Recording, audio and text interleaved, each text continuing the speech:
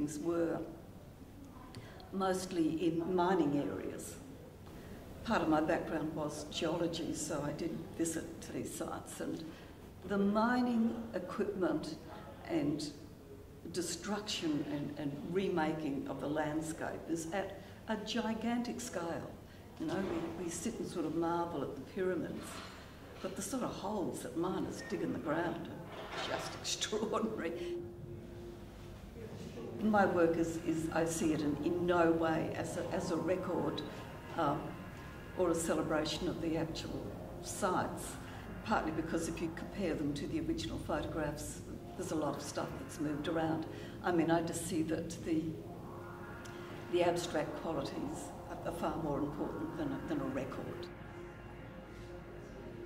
I'm a female and I'm doing industrial things, and it's assumed that I'm doing a very masculine sort of thing, but in fact I think of them almost as being like a patchwork quilt, and that means there are flat colours and there are little bits of lace, and probably in every one of my paintings there are fragile areas.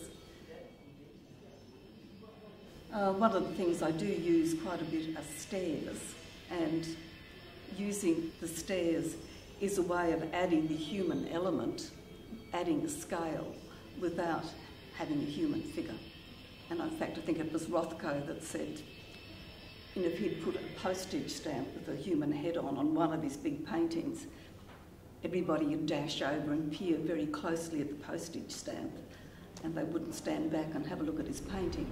And I think at times I have used figures, but every time that I have, it's dead right. I see people look at the painting and zoom right in and have a look at the face of the figure, which isn't what my paintings are about.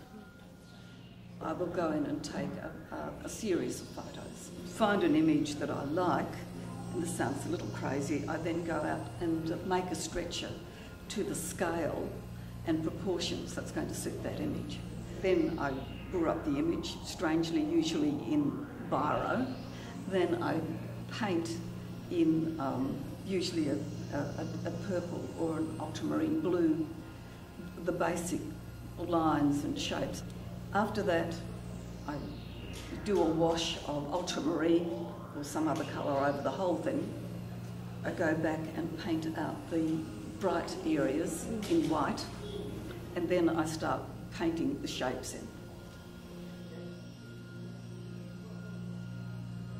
I actually think a painting should stand up at every distance. So from a really long shot, it holds together in a very old-fashioned way as a composition.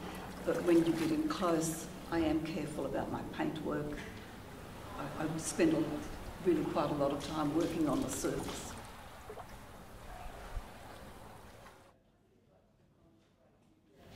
Probably about 8 years of my life I was a scientific illustrator, amongst other things.